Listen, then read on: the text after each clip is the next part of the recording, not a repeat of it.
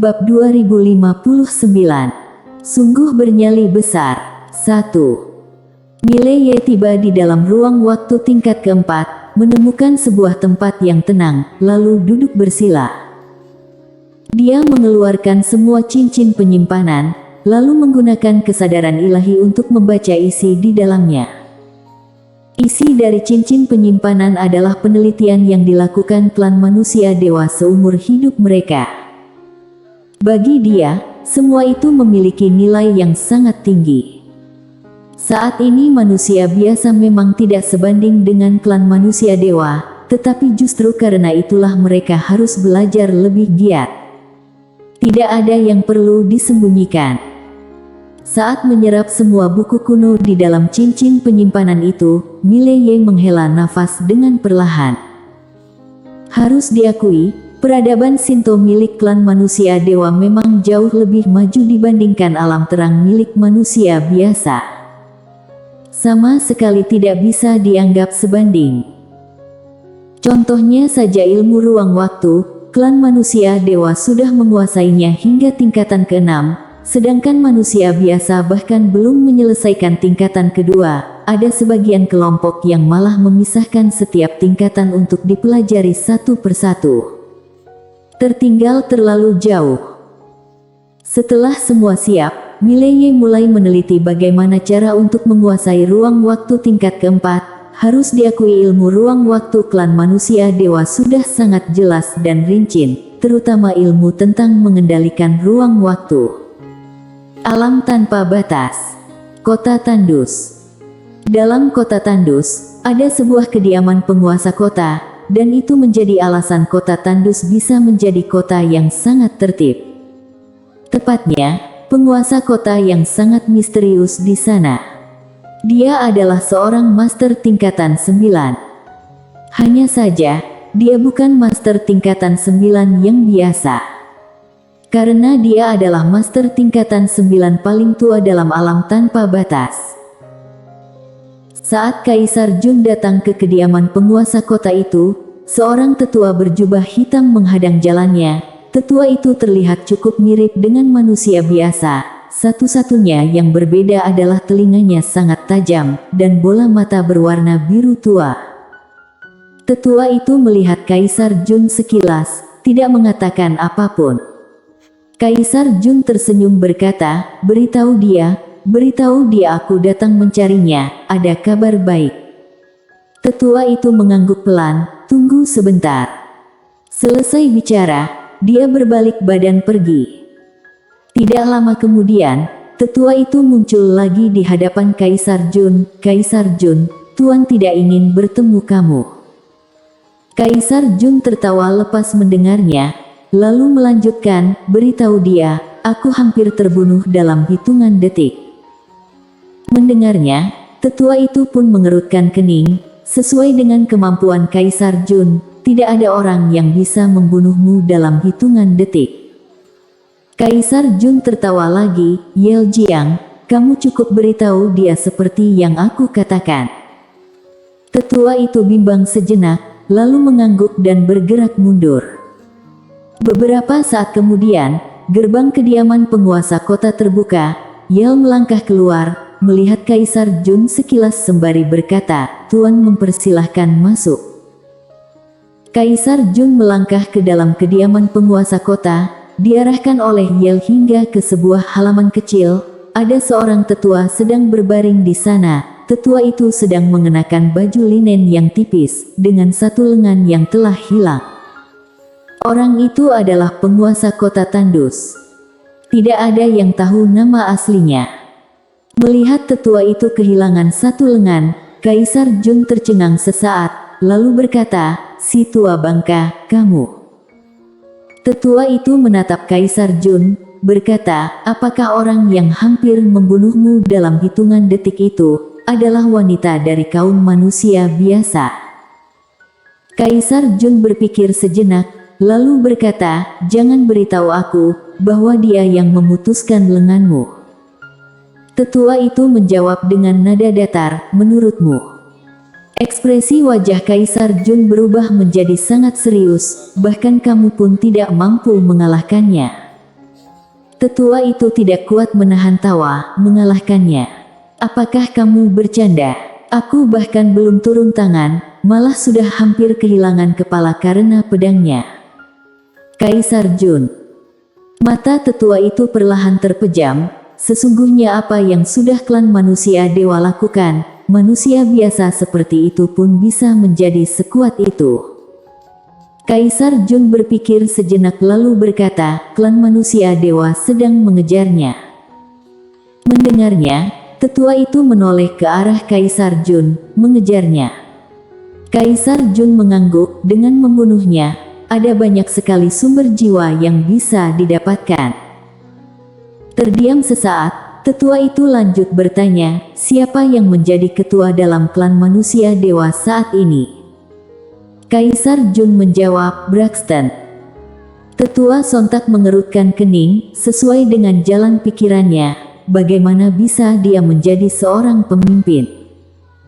Kaisar Jun tersenyum berkata, kemungkinan besar dia sama sekali tidak tahu kemampuan asli dari senior itu. Tetua itu terdiam. Kaisar Jun lanjut menambahkan, si tua bangka, kali ini klan manusia dewa akan tamat. Aku kenal dengan salah satu tetua di antara mereka, awalnya ingin memperingatkan mereka, tapi... Bicara sampai di situ, dia sengaja menggelengkan kepala, setelah dipikir-pikir, lebih baik tidak perlu. Tetua itu sangat heran mendengarnya, kenapa? Kaisar Jun menjawab dengan suara pelan, aku juga sudah melakukan penelitian. Senior bergaun polos itu berasal dari dunia manusia biasa, dan saat ini dia sangat perhatian pada kakaknya yang berada di dunia manusia biasa. Orang itu adalah Tuan Muda Ye. Saat ini, tetua itu mengeluarkan sebuah lukisan. Orang di dalam lukisan itu adalah Mile Ye. Dia melihat ke arah Kaisar Jun sembari bertanya, apakah yang kamu maksud dia? Kaisar Jun segera menganggukkan kepala, memang dia. Si tua bangka, bagaimana bisa kamu punya lukisan ini? Tetua itu terdiam beberapa saat, lalu berkata, hari itu dia mengeluarkan lukisan ini dan memberitahuku inilah kakaknya. Setelah itu dia hanya menatapku seperti itu. Selesai berkata, tangan kanannya mengepal perlahan, untung saja otakku berpikir cepat. Seketika berjanji akan melindungi saudara ini sampai kapanpun, jika tidak, kepalaku pasti juga akan terbang jauh. Kaisar Jun. Saat ini, tetua itu kembali menatap Kaisar Jun, lalu apakah saudara itu sudah datang? Kaisar Jun menganggukkan kepala, sudah. Tapi saat ini seluruh klan manusia dewa sedang mengejar untuk membunuhnya. Sialan.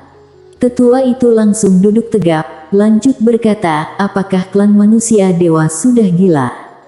Apakah mereka tidak sadar apa yang sedang dilakukan? Kaisar Jun hanya menggelengkan kepala, terlihat jelas mereka tidak sadar. Tetua itu pun merasa cukup heran, lalu kenapa senior bergaun polos tidak memusnahkan mereka semua secara langsung? Bersambung.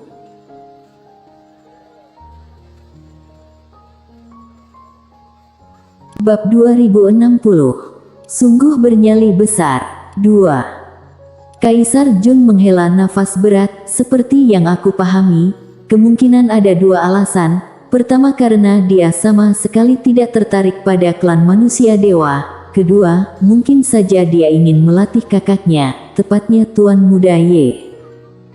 Tetua itu pun menjawab dengan suara berat, dua-duanya menjadi alasan yang kuat. Kaisar Jun menganggukkan kepala, awalnya aku berencana membujuk klan manusia dewa, tetapi setelah mendengar mereka sedang mengejar Tuan Muda Ye secara gila-gilaan, aku sadar dendam dalam hati mereka sudah tidak terhapuskan lagi. Tetua menggelengkan kepala setelah mendengarnya, klan manusia dewa sungguh mengalami masalah dengan otak. Kaisar Jun menambahkan, tidak bisa menyalahkan mereka juga. Bagaimanapun juga merekalah yang menciptakan manusia biasa, tentu saja mereka tidak akan terima jika dilampaui oleh kaum manusia biasa. Tetua di samping berkata, soal ini, aku merasa cukup heran.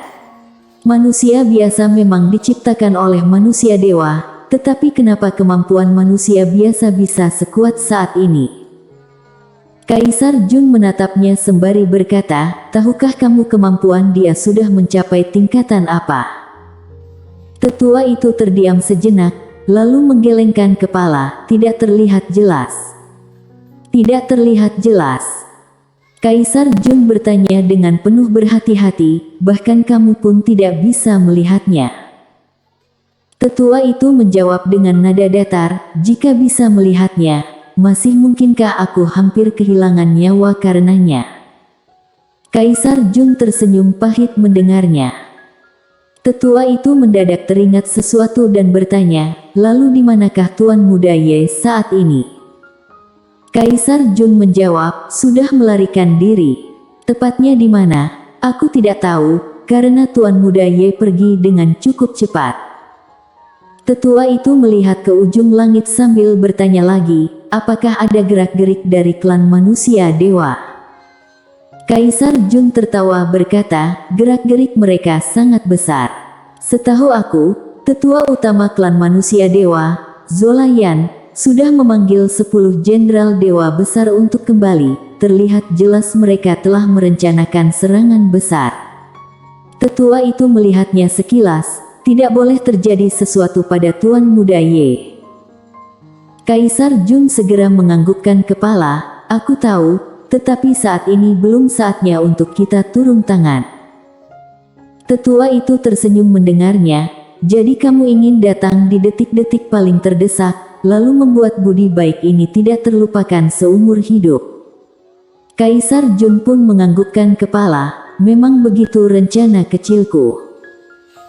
Selesai berkata, dia menghela nafas perlahan, hei si tua bangka, kita sama-sama tidak bisa menilai kemampuan senior bergaun polos. Ini artinya setidaknya dia sudah mencapai master tingkatan 10, dan kini pertanyaannya adalah, bagaimana cara dia mencapai tingkatan 10?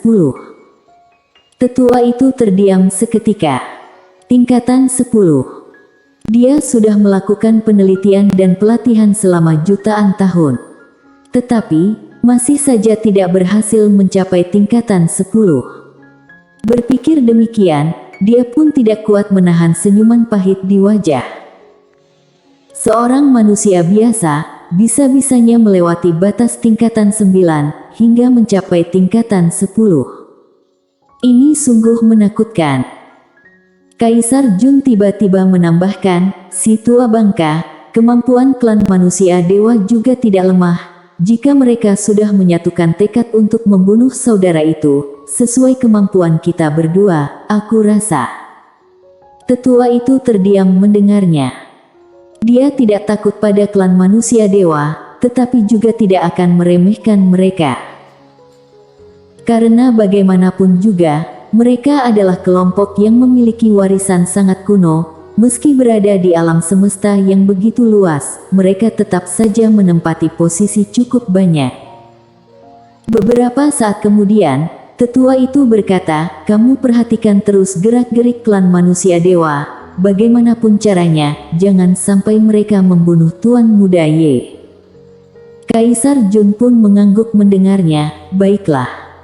Selesai bicara, dia berdiri dan melangkah pergi. Tetua itu mendadak menambahkan, harus pikirkan cara untuk hubungi Tuan Muda Ye, minta dia berhati-hati pada klan manusia dewa, aku takut sekali klan manusia dewa akan membunuhnya langsung.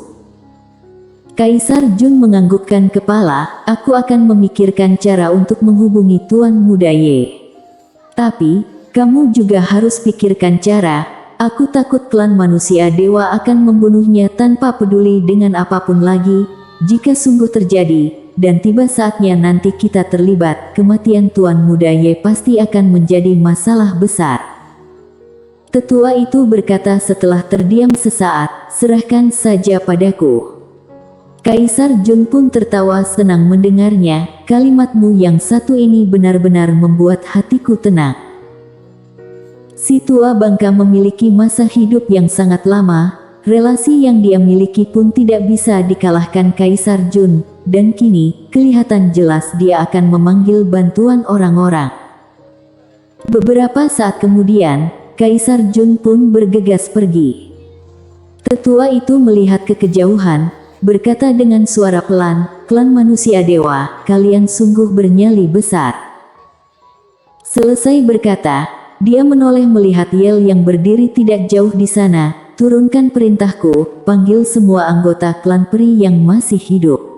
Setelah itu, langsung beri kabar pada orang-orang yang berhutang budi padaku, jika mereka masih ingat dengan budi baikku, minta mereka datang sekarang juga.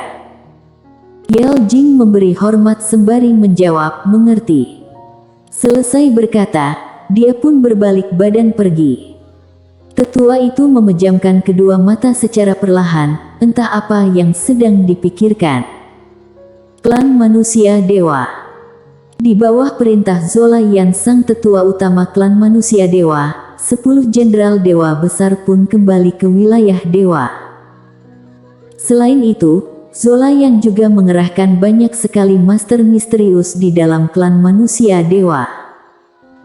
Di dalam istana, Zola menatap seorang manusia dewa berjubah hitam di hadapannya, bertanya, "Belum ditemukan juga?"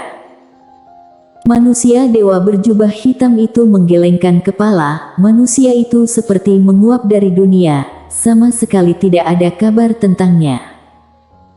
Zolayan memejamkan kedua mata secara perlahan, lalu berkata, "Jalan, kita ke dunia manusia biasa." Manusia dewa berjubah hitam itu langsung menatap Zolayan, "Pergi ke dunia manusia biasa." Zola menjawab dengan nada datar, "Kita tunggu dia di dunia manusia biasa. 1 hari saja dia tidak kembali, aku akan membunuh jutaan nyawa manusia biasa di sana, sampai dia kembali." Selesai berkata, dia pun melangkah keluar istana. Dengan sangat cepat, Supermaster dari klan manusia dewa yang tidak terhingga jumlahnya berangkat menuju alam semesta manusia biasa. Bersambung.